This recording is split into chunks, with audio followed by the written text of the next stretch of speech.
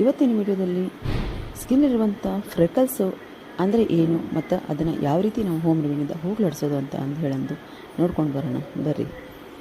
Medium size ಇರುವಂಥ ಒಂದು ಆಲೂಗಡ್ಡೆನ ನಾನು ಅರ್ಧ ಕಟ್ ಮಾಡಿಕೊಂಡು ಸಣ್ಣದಾಗಿ ಹೆಚ್ಚಿಕೊಂಡು ಇದು ಕುದಿಯೋಕ್ಕೆ ಎಷ್ಟು ನೀರು ಬೇಕು ನಮಗೆ ಅಷ್ಟು ನಾನು ನೀರನ್ನು ಇಲ್ಲಿ ಹಾಕಿ ಇಟ್ಕೊಂಡಿದ್ದೀನಿ. ಅಂದರೆ ಇಲ್ಲಿ ಇದರದ್ದು ಅಕ್ಕಿ ಬೆಂದು ಅನ್ನನೂ ಆಗಬೇಕು, ಹಂಗೆ ಆಲೂಗಡ್ಡೆನೂ ನಮಗಿಲ್ಲಿ ಪೂರ್ತಿಯಾಗಿ ಬೇಯಬೇಕು ನೋಡಲಿ ಅಂತ ಹೇಳಂದ್ರೆ ತಪ್ಪಾಗಂಗಿಲ್ಲ ಈ ಒಂದು ಆಲೂಗಡ್ಡೆ.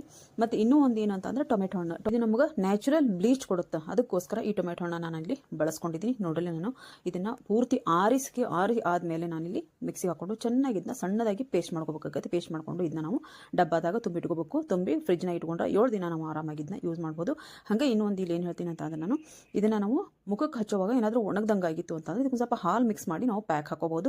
ಹಾಗೆ ಒಂದು ಸ್ವಲ್ಪ ಹಸಿ ಇರ್ತಾನಾದ್ರೂ ನೀವು ಸ್ಕ್ರಬ್ ಮಾಡ್ತಾ ನೀವು ಕ್ಲೀನ್ ಮಾಡ್ಕೋಬೋದು. ಇಲ್ಲ ಅಂತಂದರೆ ಇದೊಂಥರ ಪೇಪರ್ ರೀತಿ ನಮಗೆ ಬರುತ್ತೆ, ಹಾಗಾದರೂ ನೀವು ತೆಗೆದು ನಂತರ ನೀವು ನೀಟಾಗಿ ಮುಖನ ತೊಳ್ಕೊಬೋದು.